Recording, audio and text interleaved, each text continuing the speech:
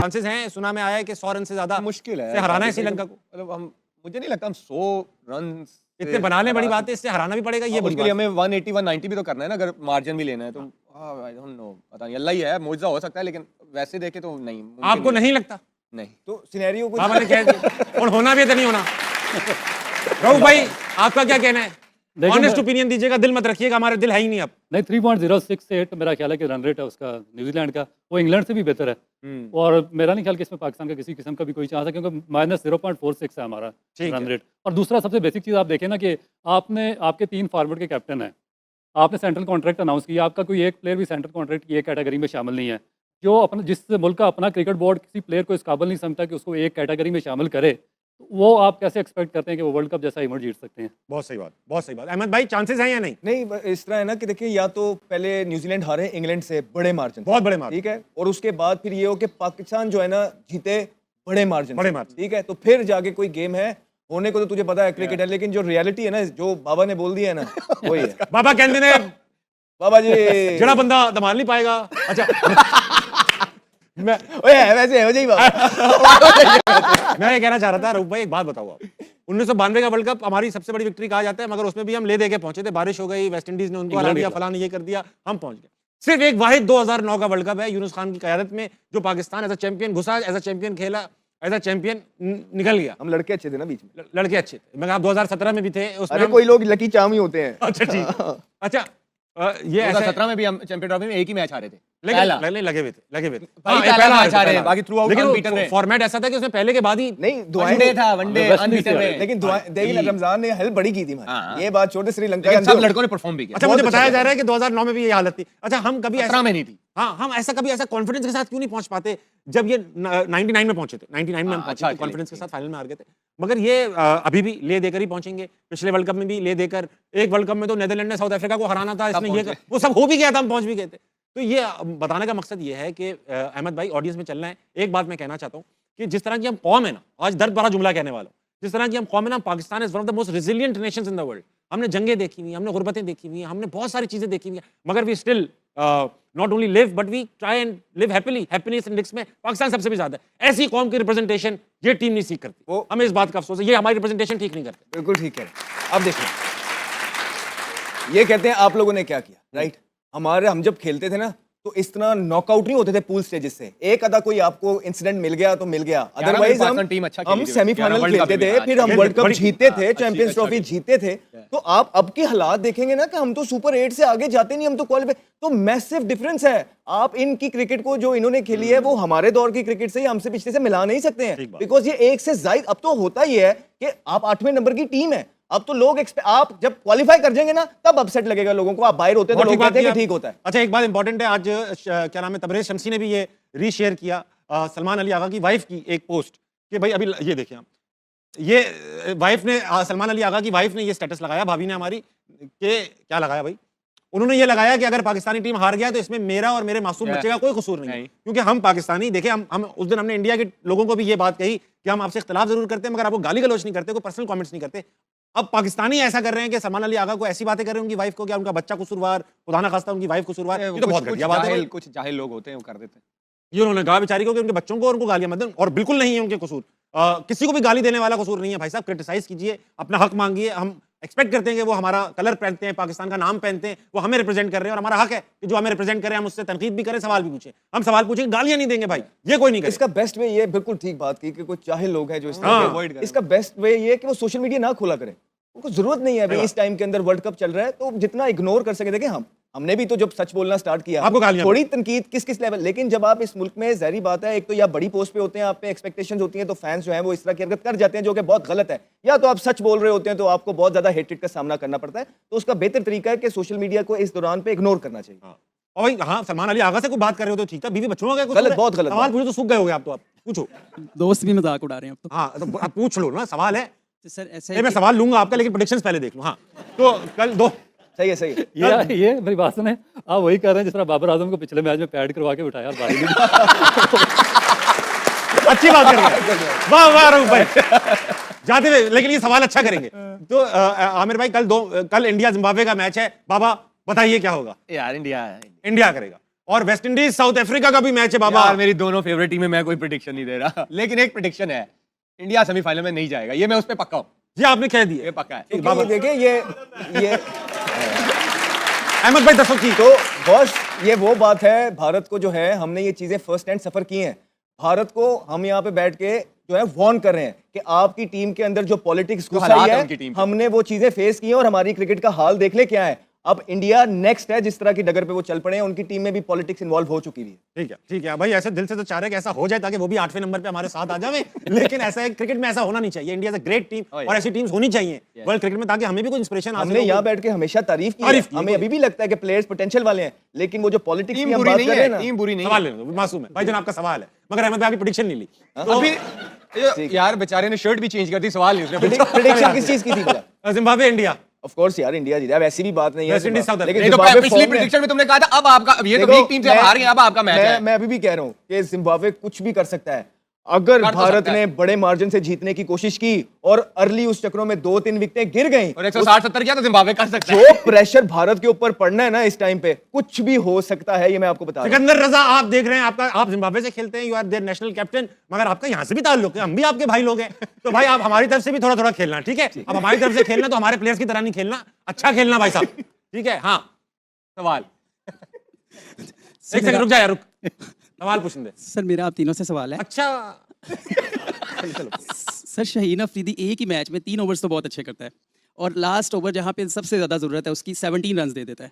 तो हम अपने बॉलर्स को सही टाइम पर यूज़ नहीं कर रहे, या उनके फिटनेस का प्रॉब्लम है? डेथ बॉलिंग नहीं कर पाते, रुक भाई आप टेक्निकल जवाब दें 30 सेकंड के अंदर।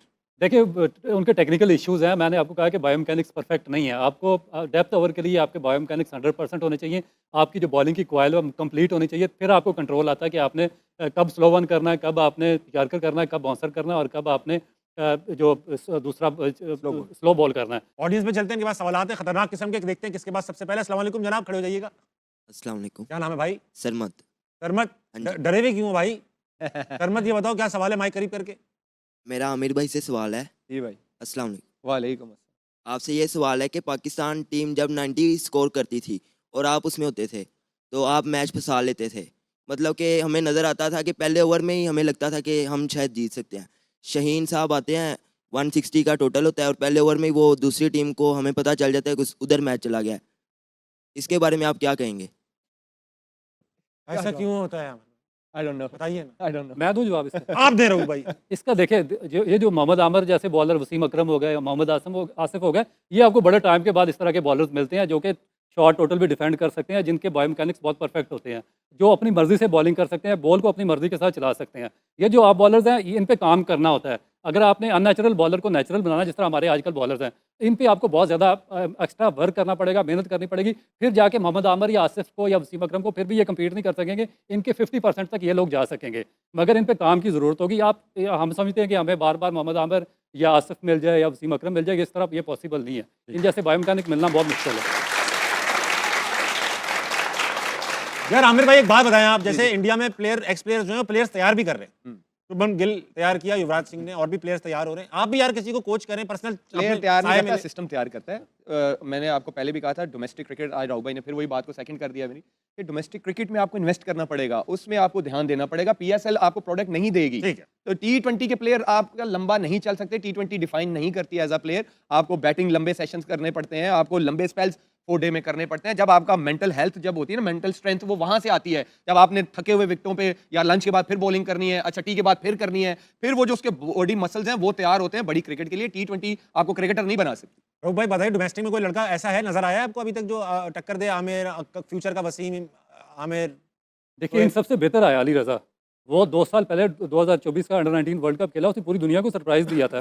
पूरे जितने एक्सपर्ट थे उन्होंने उसकी तारीफ़ की थी, मगर 2 साल के बाद उस पे पता नहीं क्या काम किया पाकिस्तान की नेशनल अकेडमी में, उसका बेड़ा गर्क कर दिया। अब दोबारा वो वापस, मैं उसको अच्छा एक प्लेयर 2024 में वर्ल्ड कप खेला अंडर-19 का, 2026 में उसको पाकिस्तान टीम में होना चाहिए, ये वर्ल्ड कप खेलना चाहिए था। आप 2026 में उसको दोबारा अंडर-19 वर्ल्ड कप खिला रहे हैं और उसका एक्शन कितना under 19 है कि दोबारा अंडर-19 वर्ल्ड कप खिला रहे हैं और उसका एक्शन बदल के उसका उसका बिल्कुल सारा जो बॉलिंग मैकेनिक्स है वही चेंज कर दिए उसके।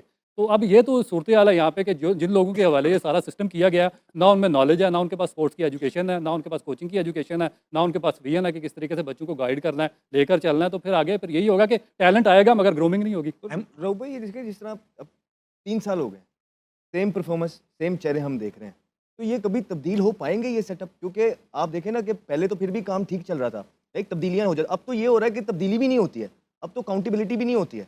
तो अगर एक सिस्टम को आपको लेके आया गया, आप अगर घर के बड़े हैं और आप उसको जो है ना इम्प्रूव करने की बजाय और नीचे की तरफ लाया जा रहा है, तो 3 साल क्या काफ़ी नहीं होते रिजल्ट प्रोड्यूस करने के लिए? अभी तक क्या आपने डिफरेंस देखा है पाकिस्तान क्रिकेट टीम के अंदर रिजल्ट्स भाई, मुझे बताइएगा जरा। कुछ भी नहीं, 5 आईसीसी इवेंट्स हो गए, पाकिस्तान पहले राउंड से एग्जिट होता है, आज भी हो रहा है। लकीली आप अमेरिका से मैच जीत गए आखिरी 2 ओवर्स में, अदरवाइज तो मेरे ख्याल के मुताबिक अगर न्यूट्रली देखा जाए तो अमेरिका ने आपको दोबारा मैच हरा दिया था कि अगर 2 ओवर में 30 रन नहीं करता फ़हीम अशरफ तो आप इस राउंड पहले राउंड से बाहर खत्म हो हो जाते। चुका था, हाँ, खत्म हो चुका। तो इसका मतलब है कोई चेंज नहीं, आप वही लोगों को कैरी कर रहे हैं जिनको आप 4 साल से बगैर परफॉर्मेंस के कैरी कर रहे हैं, आज भी वही खेल रहे हैं। तो मेरा तो ख्याल नहीं है कुछ तो चेंज वो टीम भी तो वही है सारी, जो ये सारी चीजें कर रही है। आप देखिए सिलेक्शन कमेटी भी वही है और वो जो लोग लाए गए शुरू के अंदर वो भी, तो इवेंचुअली सारों के डिसीजंस खराब हो रहे हैं ना। ऑनेस्ट बंदे होने चाहिए अहमद।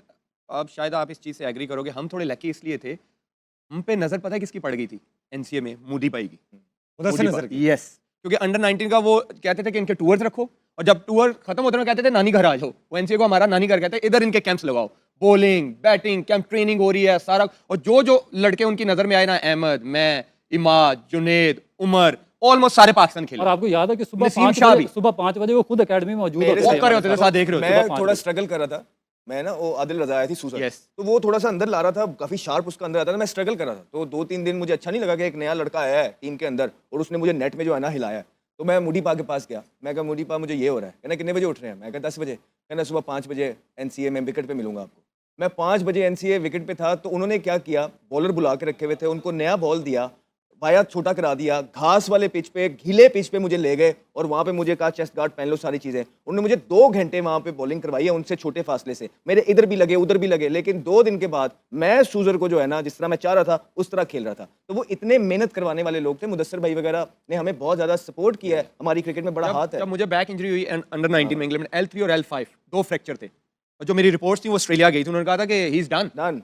मूडी भाई ने कहा था, एनसीए के डॉक्टर और ट्रेनर थे सबूर भाई, कि जो मर्जी हो जाए ये लड़का मुझे फिट चाहिए, ये पाकिस्तान खेलेगा, इस तरह का बॉलर हमें दोबारा नहीं मिलने वाला। ये मूडी भाई के अल्फाज हैं, ये मुझे फिट चाहिए। इवन ऑस्ट्रेलियन रिपोर्ट्स ये कह रही है कि इज डन। उन्होंने कहा नहीं, ये साल में रहा एनसीए में मेरे, उन्होंने मंथली भी लगवाया कि इसके फाइनेंशियल प्रॉब्लम ना हो, ये साल मेरे इधर अंडर रहेगा। मेरी डाइट प्लान उन्होंने किया, मेरी ट्रेनिंग सारा कुछ वो मॉनिटर करते थे। तो ऐसे लोग होने चाहिए। और वो बड़ों की भी इज्जत करते थे। Yes. हमारे प्लेयर्स जो टीम से बाहर होते थे, कभी किसी को रोका नहीं गया। Yes. मैं आपको एक स्टोरी सुनाता हूँ सुनाए अहमद। कि ये जो पिछले थे एनसीए में जो होल्ड कर रहे थे, ये वाले नहीं, इससे पिछले वाले, रमीज राजा। नहीं रमीज राजा तो वो ऊपर थे, वो नदीम खान नदीम वगैरह। खान वगैरह, ठीक है, सारे सीनियर ये थे।